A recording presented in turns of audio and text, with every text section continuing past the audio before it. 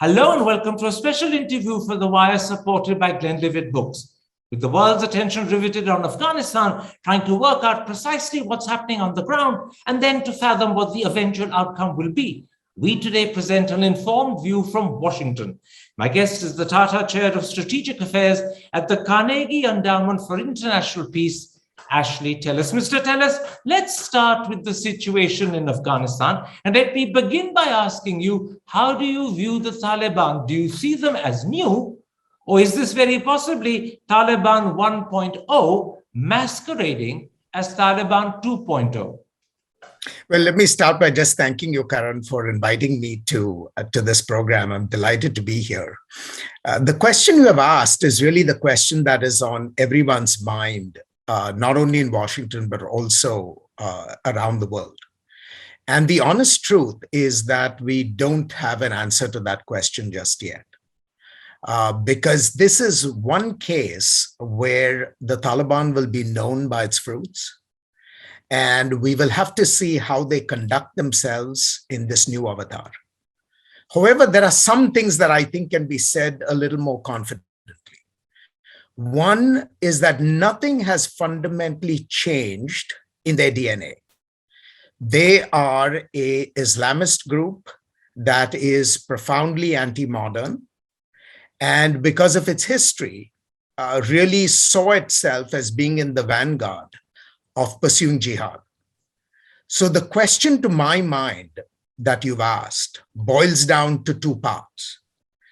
In this new incarnation, when they are now the new rulers in Afghanistan, is their traditional anti-modernity likely to change in the direction of being more permissive in the way they conduct themselves and in the way they accommodate the diverse aspirations in Afghanistan? That's the first question.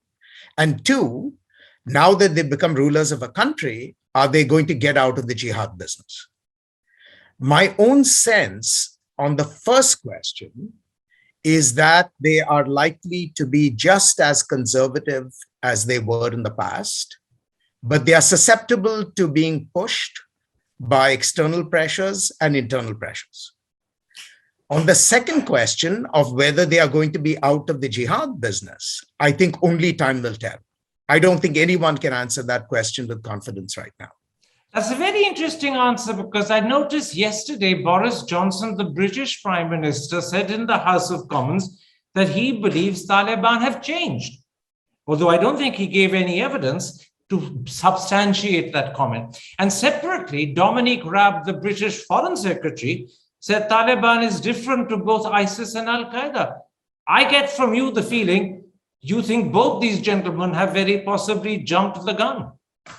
Well, I certainly think it is a premature judgment. Now, the British have always had the view, going back many years, that the Taliban were an entity that the world could do business with, and that their interests could be accommodated without prejudice to our core beliefs and our core interests. I have never been quite persuaded by that. But the one thing that gives me reason for hope right now is that the Taliban is no longer a simple insurgency. They've taken over the state, and they have inherited a state that has changed dramatically in the last 20 years, where diverse Afghans have learned what modernity means, have gotten used to it, and have benefited from it. And so the question to my mind is, can the Talibs change enough to accommodate this new Afghanistan? And if they can't change, are they willing to pay the price in terms of increased restiveness within? And so this is going to be really the test for the pragmatism of the Taliban to the degree that it exists. But I just at this moment cannot convince myself that there is enough evidence to say that they are a new breed and everything will be hunky-dory in time to come. Let me pursue that thought by asking you whether you believe the Taliban are united or whether we're beginning to see increasing fissures and fractures in their ranks. Now, I noticed that Ned Price, the State Department spokesperson, emphatically insists that the Haqqanis and the Taliban are two separate entities. roughly 24, 36 hours ago, we got news from Pakistan that Pakistani newspapers are now speculating that there are serious differences between Anas Haqqani and Mullah Baradar. And Michael Rubin has actually tweeted that both the Haqqanis and other unnamed Taliban factions are questioning whether Haibatullah Akhundzada should be supreme leader. And it said that these internal differences are the reason why the Taliban haven't been able to form a government, even though it's 3 weeks and more since they entered Kabul. How do you assess these reports? I think there is much truth to them. And it's not surprising. Because from the beginning, the Taliban was a movement. It was a conglomerate. It was never a unified entity, even though it had a very rigid leadership at the top. So the fact that this is a disparate group of people who were tied together by simply the goal of achieving two objectives. The objective of ejecting the United States from Afghanistan, and the objective of creating an Islamic emirate. These were the only two objectives that unified the group as a whole. Other than that, this was a group that responded and grew as a result of a diverse set of grievances, mostly at the local level. So what you have is a strange sort of an organization, which is at the very top in terms of its command structures. There is much greater unity than actually appears to be the case. And two, once one goes below the level of the shuras, one can immediately see an enormous amount of diversity that is not easily captured by simply looking at an org chart, that looks at the military commissions, the various administrative commissions, and so on and so forth. So the diversity within the group is not surprising to me. And the fact that there will be differences in personalities, there will be differences over the goals with respect to governance. There will be differences about how to accommodate different kinds of diversities. All these issues are now up for grabs. So it's not surprising to me that, you're already beginning to hear news about differences and tussles within the leadership itself. Perhaps this is why Mark Milley, the chairman of the United States Joint Chiefs of Staff, said, I think, on Fox News on Sunday, and he said two very important things. First, he said there's a very good probability of a broader civil war.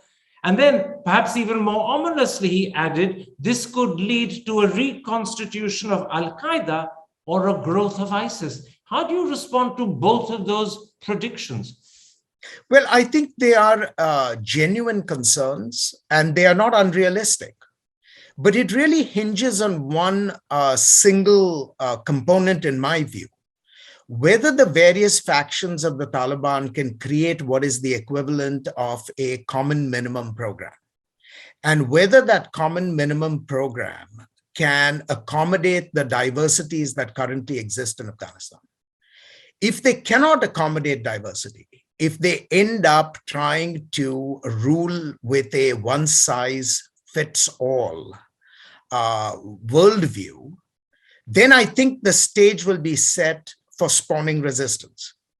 And the moment you have resistance spawning, then all bets are off with respect to stability. And then all the concerns that General Milley flagged really begin to come back to haunt us. Very quickly, what's your hunch? Can they forge that common minimum program to which factions as diverse as, say, the Haqqanis, who are at the extreme end, one of General Milley's predecessors, Mullen, actually described them as a veritable arm of the ISI. And at the other end, say someone like Mullah Baradar, who was talking to the Americans at Doha, can they forge a common minimum program that brings both these extreme ends together on the same page?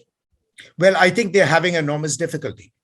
And that is what accounts for both their inability to announce the formation of a government. And it's also what precipitated, General Faiez's visit to Kabul. To my mind, these are clear signs that they have not been able to create that common minimum program. And the bigger danger, of course, is that even if they manage to forge one for the moment, whether that program will actually survive. because it's, they might be able to cobble some sort of an agreement just in order to cross the threshold, to show that they are actually now a self-governing entity. But whether the agreement will actually survive even for months, I think is really what the question is all about. You mentioned General Faiz Hamid, that's the head of the Pakistan ISI. He visited Kabul for a couple of days over the weekend, and there were unsubstantiated reports that perhaps earlier the Pakistan foreign minister had also visited, although he himself denies it, but Afghan journalists are pretty convinced that he was there. Does this suggest that Pakistan is playing a very critical role in trying to shape the Taliban government that emerges? Is that why the ISI chief was in Kabul? Well, Pakistan has in many ways been the midwife of the Taliban movement. And so it is not at all surprising to me that at this critical juncture, when there are real debates within the various shuras about the kind of regime that they want to create in Kabul, that Pakistan has stepped in order to shape an outcome that advances its interests. There's absolutely no doubt in my mind that Pakistan is going to play a critical role in producing whatever outcome we will see in the next few days to weeks. Let me ask you this. Could the Taliban have swept so swiftly and so dramatically into Kabul without very considerable logistical and military assistance from both the civilian government in Pakistan and, more importantly, the army and the ISI? And do we have any sense of what sort of assistance they got in detailed terms, or is that hard to know? I think it's hard to know. I think that's the answer to your second question. But the first question actually has a counterintuitive answer, which is the Taliban did not require Pakistani assistance in any significant form in order to roll their way into Kabul. They did require assistance early on in their formative years. But in more recent months, the collapse of the ANSF, primarily because of the loss of confidence, both in the civilian government in Kabul and the fear that was precipitated by the American decision that we were going to exit, I think was sufficient enough to enable the Taliban to complete their military mission. So for this last phase, when they actually rolled into Kabul, I don't think Pakistani military and logistical assistance was actually necessary. In which case, do you agree with what Maleeha Lodhi, who served 2 terms as Pakistan's ambassador in Washington and then another term as Pakistan's ambassador at the United Nations, do you agree with what she told me just 4 or 5 days ago? She said that what Pakistan had done was to keep a channel open for several years, as a result of which Pakistan was able to bring the Taliban to the negotiating table in Doha, and also Pakistan was able to ensure that Afghanistan has not erupted into civil war. Well, I think Maleeha Lodhi's characterization reeks of unbecoming modesty, if I may say. The Pakistanis have played a critical role in keeping the Taliban alive, in supporting the Taliban as a viable opposition. And they have done so right from the beginning in the early days after 9/11. So I think Maleeha is understating the extent of the Pakistani contribution. What has certainly changed in the last few years is that the Taliban have essentially become a viable entity on their own. This does not in any way take away from the contributions that Pakistan made. But that was the objective to begin with. Pakistan never wanted a Taliban that was going to be always and in its entirety dependent on Pakistan all the time. They wanted it to be a viable opposition that would survive on its own, irrespective of what Pakistan did. And that objective was achieved. In the early years, Pakistan provided arms, it provided finance, it provided training, and above all, it provided sanctuary for the leadership against the most resolute American attempts to target them. And we have now seen the fruits of that venture. The Talibs are a self-sufficient opposition. But today, very interestingly, and this has been not just on Indian channels, but on the BBC and on Al Jazeera, there were fairly sizable protests in Kabul. They were allowed to march for several kilometers, according to Al Jazeera, fronted, it seems, by Afghan women, chanting anti-Pakistan slogans. Much of the protesting, it seems, happened outside the Pakistan embassy before it then moved on to Arg or Dilkusha Palace.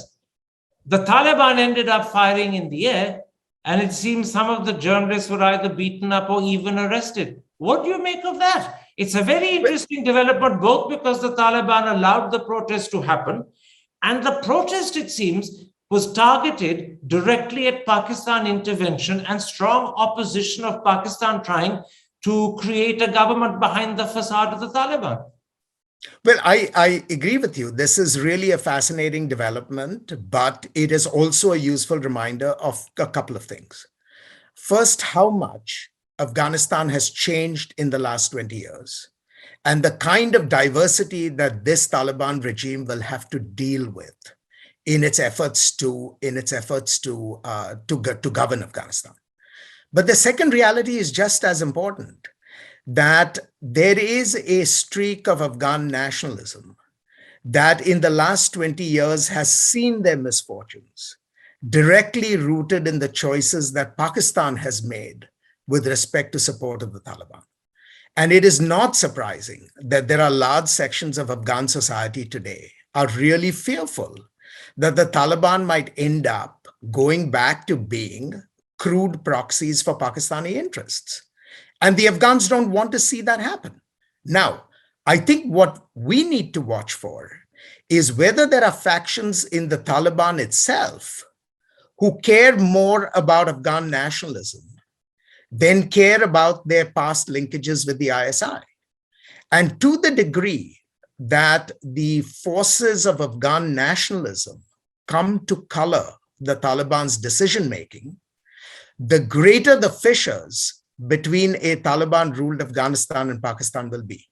And I think this is what we need to watch and wait for. And this is where the differences between the Haqqanis, who are very close to the ISI, and people like Mullah Baradar and Sher Mohammad Stanikzai, who are not, will actually become critical and important. Am I right? Absolutely. Absolutely. And these diversities are present. And we need to see what weight they actually come to have in their internal decision-making. Now, I want to make one point, though. The Haqqanis are clearly an outlier in that they have been straightforward proxies of the ISI for many, many years. But there are other factions of the Taliban that are more gray. And so depending on where those gray factions of the Taliban cast their lot, that will really determine the final outcome. Very interesting. Let me come at this point, Mr. Tellis, to India. From your standpoint and how you've seen the situation develop, how serious a setback is this for New Delhi? Well, it is a serious setback for India in much the same way that it has been for the United States. That is, both our countries really bet on creating an alternative to the Taliban over the last 20 years. And that project has now finally failed.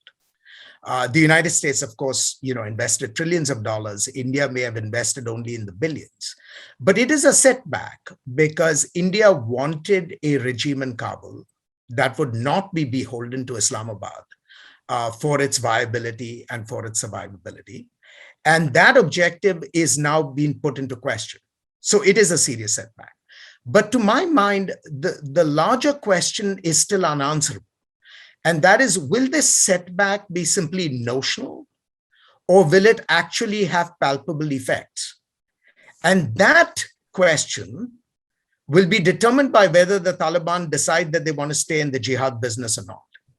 If the Taliban decide that they want to maintain a medieval regime in Afghanistan, but will get out of jihad, I don't think India's interests will be undermined in any substantial way. Yes, it may have lost resources that it has, plowed into Afghanistan, but if the Talibs decide that they're going to be inward looking and not create problems for their neighbors, India may come out, just as well as it could. So that's the question to me where India is concerned. Will the Taliban...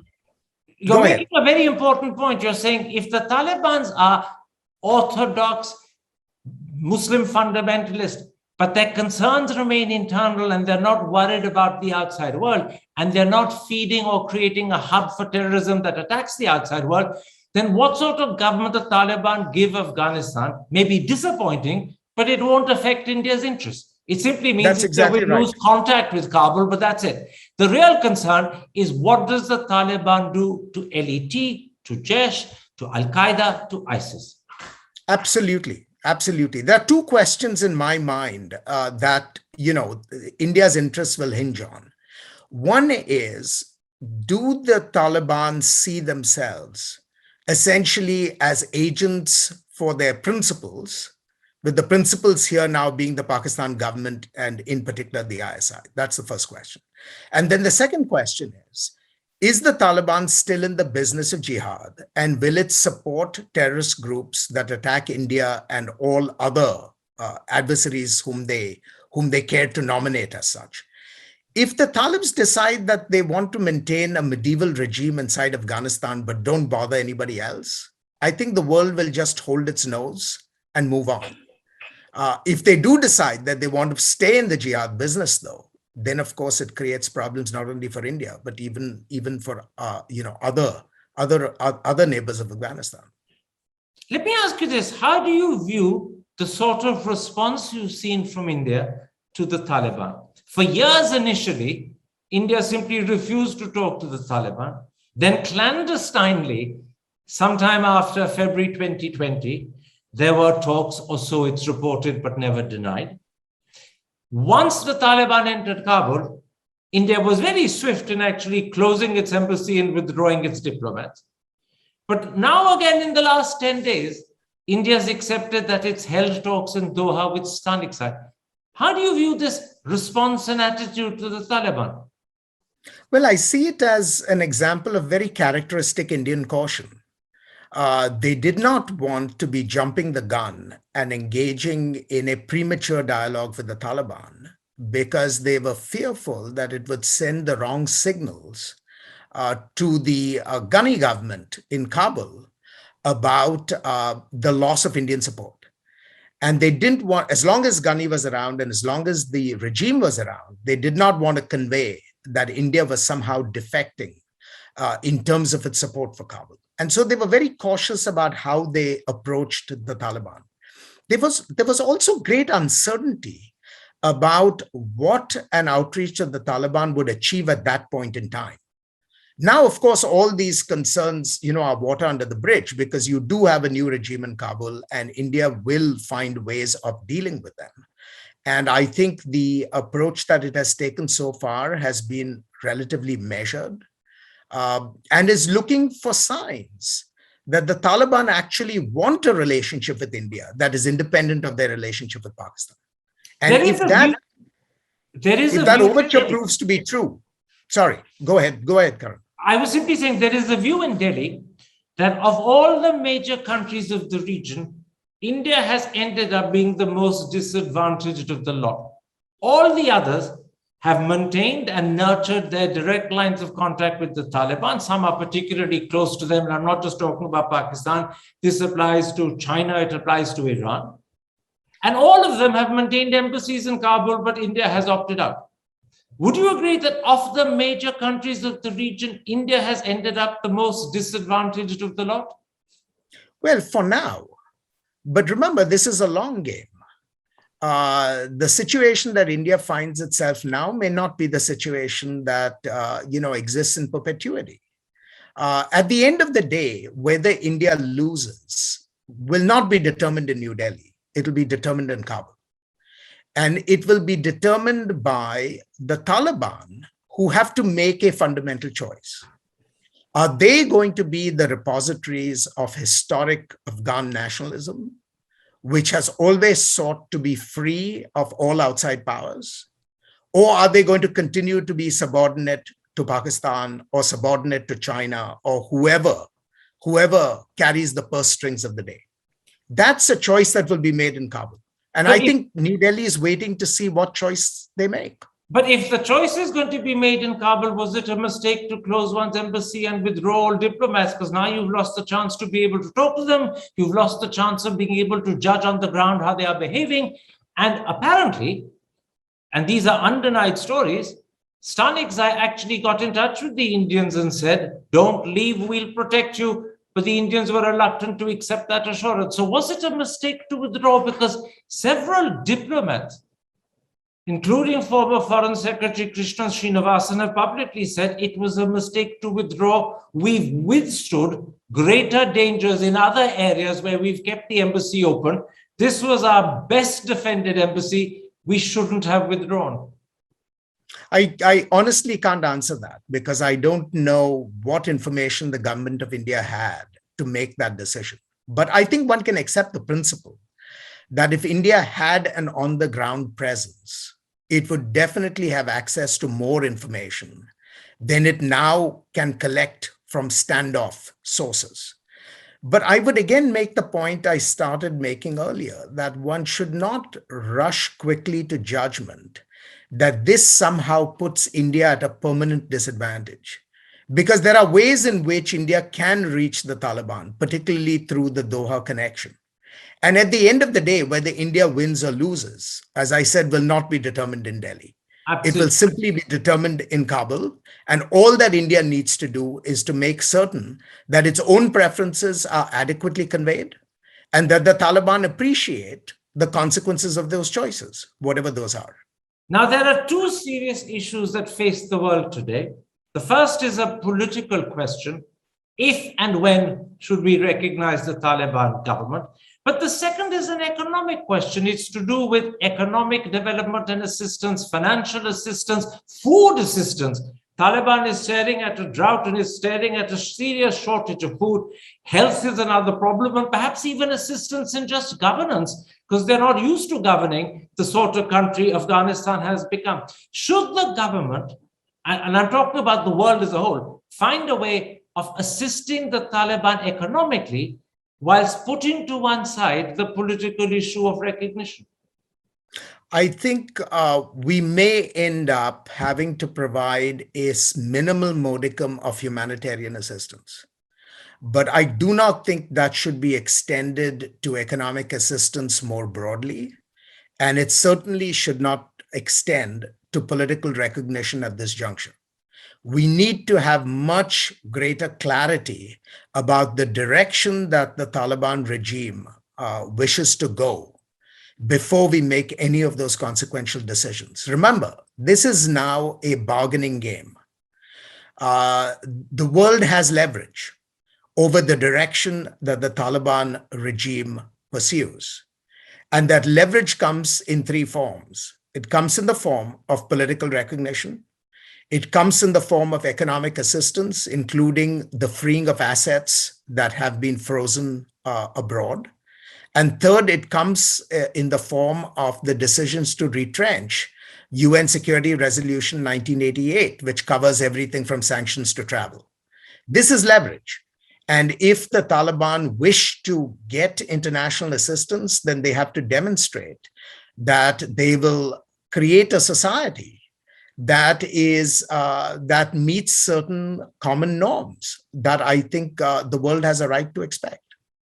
And therefore, I take it from your answer that you expect that when the UN meets on Monday the 13th, and Matthew Griffith, the UN humanitarian chief, has just left Kabul this afternoon, that they will do minimal humanitarian assistance, but not much more. I hope that is the decision that is reached, because if to do otherwise would lose the last levers that we have to shape the direction of this regime. Finally, before I end, let me come to the United States. Has this been a serious setback to the image and standing of America as the sole superpower? Or is this a temporary setback, which a year or two down the road will look very different to the dramatic humiliation it feels like today? I think it's completely transient. I think the international political market, as it were, had already priced in the realities of an American withdrawal. Now, we could have certainly done better in the way that we managed the mechanics of withdrawal. But the decision that we made to leave Afghanistan was in principle reached during the Trump administration. And everyone who saw the writing on the wall knew that the United States was going to get out. So I think it really has minimal impact on our broader credibility and certainly has no impact whatsoever on our alliances. I think much is being made right now about, the losses of credibility to the United States. I think this is a passing phenomenon. So far, President Biden has kept Pakistan and Imran Khan at arm's length. But do you think now that's likely to change? Because Pakistan provides, other than Qatar, the only other real channel to the Taliban. Well, that's certainly the argument that the Pakistanis are making, that it is time for the United States to revisit its relationship with Pakistan because of the assumption that Pakistan is going to become critical to the outcomes in Afghanistan. But against this view, we have to keep two other realities in mind. Whatever happens in Afghanistan is of less and less direct interest to the United States, with the exception of the issues pertaining to terrorism and counterterrorism. Two, is Pakistan willing to provide the kind of assistance to the United States that would enable prompt counterterrorism efforts on the ground if required? If Pakistan is unwilling to provide that kind of support, I think the imperatives for a new relationship with Pakistan begin to disappear very quickly. From what Imran Khan has said, and I sense that you're talking about some sort of military structural support, the use of Pakistani bases or an American base, he said that's out of the question. So it seems that if that was the condition on which the relationship could improve, that condition is not going to be fulfilled. Well, I think if you take his answer at face value, your conclusion is absolutely right. But at the end of the day, Imran Khan is not going to make these decisions. Those are going to be made by the men in uniform. And they live a few kilometers away from Islamabad. So I think there will be, serious conversations in the weeks and months ahead about what kind of support Pakistan can provide. But even if Pakistan provides, significant or important forms of support, I don't see the US-Pakistan relationship going back to what it was in the heydays, because America's strategic focus has now moved beyond Afghanistan to the bigger challenges that we face in the Indo-Pacific and in particular vis-a-vis China. And on that count, Pakistani assistance to the United States is really marginal. So I don't see, even if Pakistan provides, important forms of support for counterterrorism, that somehow the US-Pakistan relationship will rehabilitate itself. I just don't see that in the offing. Now, I bear in mind what you said a moment ago, that the importance of and the salience of Afghanistan in Washington's eyes has diminished and will continue to diminish. But how worried is Washington about the role that China could now begin to play? And I'm talking both in terms of political support that Beijing gives the Taliban government, but also in terms of the extent to which Afghanistan is incorporated in China's Belt and Road Initiative. I mean, I think if that occurs, it would be seen as discomforting, but it would not profoundly change our strategic calculus, because there is a recognition that China's economic strength, China's gravitational pull as a trading power, is going to provide it with new opportunities, not simply in Afghanistan, but in different parts of South Asia. But I don't see that as necessarily undermining American interests, because as long as the key players in the region, and here India is pivotal, continue to remain partners of the United States, we still come out ahead. It really doesn't matter if China makes a few marginal gains in the region. The prize is really India. And as long as India continues along the course that it has for the last few years, I think we'll be okay.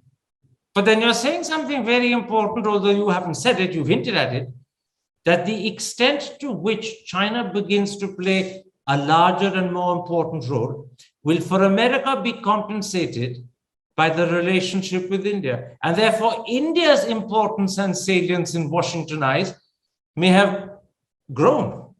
Absolutely. Absolutely.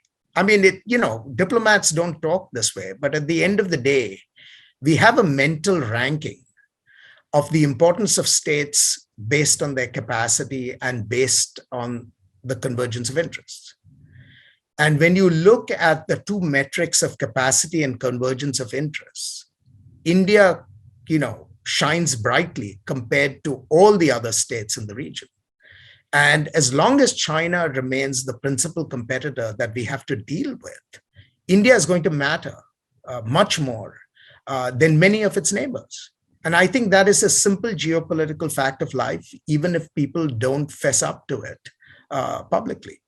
So New Delhi can take compensation for the fact that, as you put it, this is a serious setback for India and Afghanistan by the fact that, conversely, India's centrality and importance to America has actually increased. Oh, absolutely. And I think you will see that in the coming weeks in the Quad meeting that President Biden is going to host. You will see that in the bilateral meeting that he has with Prime Minister Modi, and with all the initiatives that are going to be visible over the next year. My last question, Mr. Tellis. After America's shambolic withdrawal from Afghanistan, do you fear that China will be the major power that influences not just countries like Iran, Afghanistan, and Pakistan, that I suppose is pretty obvious, but also other countries like Bangladesh, Nepal, Sri Lanka, and even the Maldives? And conversely, America's profile will diminish. I don't think so. I mean, first, the United States is the world's greatest comeback kid, right? We have suffered reverses repeatedly over the last several decades, and we've made a comeback without really serious, dents to either our capabilities or our reputation. I think the point to keep in mind is that all these countries are going to be wooed by China. But at the end of the day, none of these countries want to become a satellite of Beijing. And it's really that national aspiration that provides enormous opportunities for the United States if it plays the game adroitly. You can see it in Bangladesh, for example. Bangladesh is more than happy to use Chinese investments to build a military relationship with China, but it is not in any hurry to become a Chinese satellite. It still wants to maintain a very strong relationship with both India and the United States as a hedge against Chinese penetration and Chinese domination. With various variations, you see this story being repeated in different parts of Asia, not just South Asia. And that really provides us, with the opportunity. So if we are smart and if we conduct ourselves adequately, there is no fear that we will somehow lose either the greater South Asian region or the greater Asian region to China. Thank you very much indeed. These countries have a national identity, a national character, and that will act both as a check on Chinese influence, but also as a door that will always remain open, both to India and America. Is that Absolutely. Right? Absolutely. You said it well. Thank you very much indeed, Mr. Tellis. I'm very grateful for this comprehensive tour d'horizon of an interview. Take care. Stay safe. Thank you so much.